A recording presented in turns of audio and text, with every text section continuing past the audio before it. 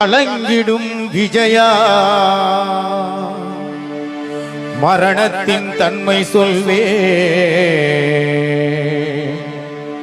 மானிடர் ஆன்மா மரணம் எய்தாது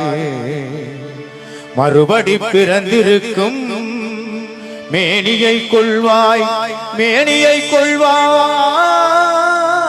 வீரத்தில் அதுவும் ஒன்று நீ விட்டு விட்டாலும் அவர்களின் மேனி வெந்துதான் தீரும் ஓர் நாள்.